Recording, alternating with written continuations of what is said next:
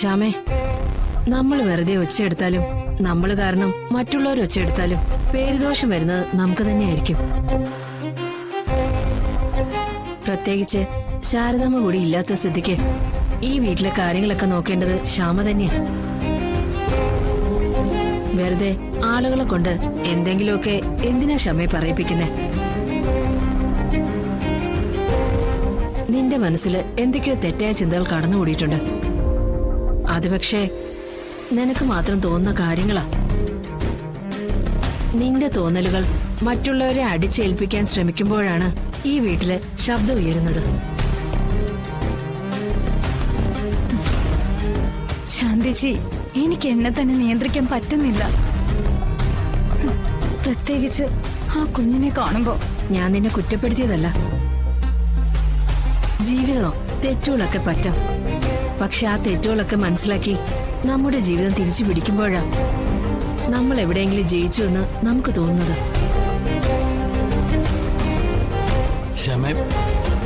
കുട്ടികളെ കൊണ്ട് വിട്ടിട്ട് സ്റ്റേഷനിലേക്ക് പോയാൽ മതി. ആ സോമശേഖരനാണെങ്കിൽ എന്നെ അമ്മയും കണ്ണെടുത്ത കണ്ടുവിടാത്തവനാ. വേറൊന്നും കൊണ്ടല്ല, പണം മേടിച്ച തിരിച്ചു കൊടുക്കില്ല, അത്ര തന്നെ. എടാ, ശാലിനി ഇപ്പൊ അവിടെ ഉണ്ട്. സോമശേഖരന്റെ ഒരു പോലീസ് കളിയും ശാലിനിട്ട് നടക്കത്തില്ല. പിന്നെ ഇതെല്ലാം കഴിഞ്ഞിട്ടേ നീ അവനെ നന്നായിട്ടൊന്ന് കാണണം കേട്ടോ. ആ സോമശേഖരനെ നിന്റെ അമ്മയെ മനഃപൂർവ്വം സ്റ്റേഷനിൽ കയറ്റാൻ തന്നെ തീരുമാനിച്ചുറപ്പിച്ചോണ്ടാവും ഇങ്ങോട്ട് വന്നേ. അതുകൊണ്ട് അവന്റെ മുഖം നോക്കി തന്നെ ഒന്ന് കൊടുത്തേക്കണം. അച്ഛൻ പറഞ്ഞതല്ലേ, ഞാനത് ചെയ്യും.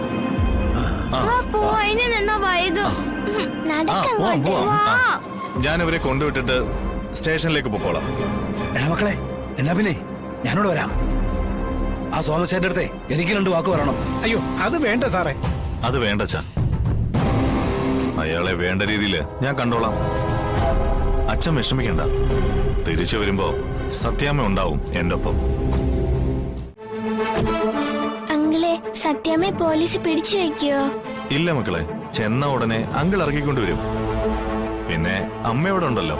അതാ ഞങ്ങളെ ധൈര്യം. പോയാലോ നമുക്ക്?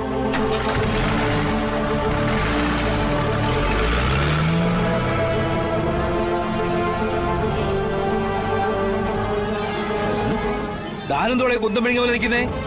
താനാ കുന്ത്രാണ്ട് അടുത്തെ ശാലിനി വിളിക്കണോ? എന്നിട്ട് ഭാമയ്ക്ക് കൊടുക്കാൻ പറ. എനിക്ക് സംസാരിക്കണം എന്റെ ഭാമയോട്. ഇപ്പൊ വിളിക്കാൻ സാറേ. ആ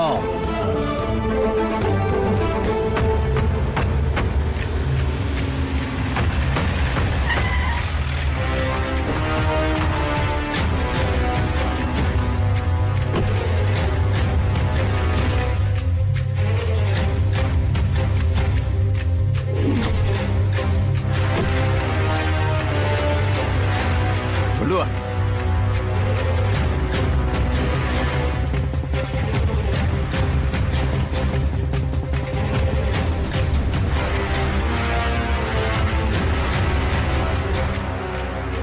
ഇനി കുറച്ചാളെ ഇവിടെ കഴിഞ്ഞാ മതി. ഇവരെ സെല്ലാതാക്ക്. സർ, വരൂ.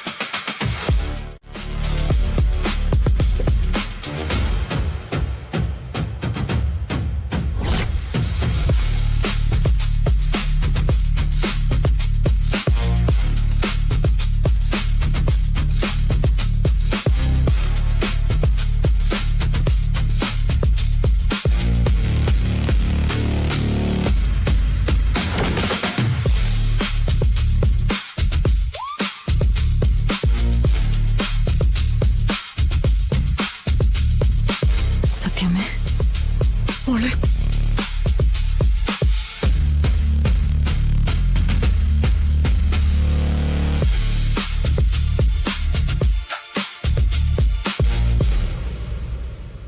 എന്താ സോമശേഖര, എനിക്ക് സത്യമേ ജാമ്യത്തിൽ കൊണ്ടുപോകാനാവോ?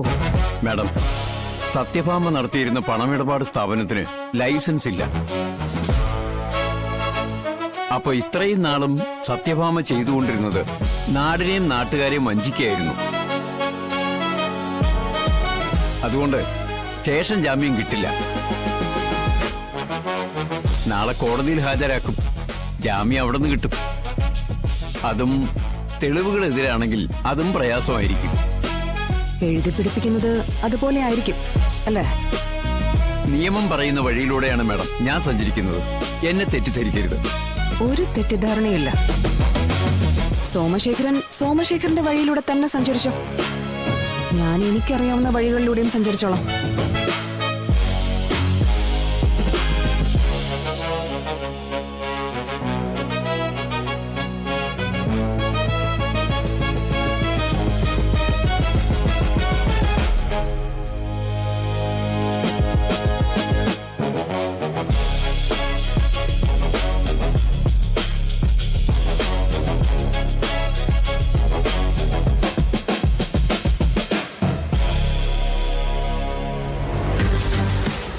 റസാഖ് സ്ഥലത്തില്ലേ? വിളിച്ചിട്ട് കിട്ടുന്നില്ലല്ലോ.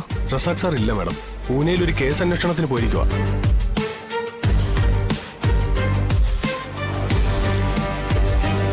ഇതെല്ലാ വഴികളും അടച്ചുകൊണ്ടുള്ള സോമശേഖരന്റെ ഒരു പൂട്ടാണ് മാഡം. സോമശേഖരന്റെ ഒടുക്കത്തെ പൂട്ട്. ഇത് തുറന്ന് ഇവരെ രക്ഷിക്കാൻ ആണായി പിറന്നവരുണ്ടെങ്കിൽ വരട്ടെ. വന്നാ കടകാലിട്ടടിക്കും. ആ രീതിയിലാ ഇതിന്റെ FIR തയ്യാറാക്കുന്നത്. സോമശേഖര, ഇത് നിങ്ങളുടെ ജയമായിട്ടൊന്നും കരുതണ്ട.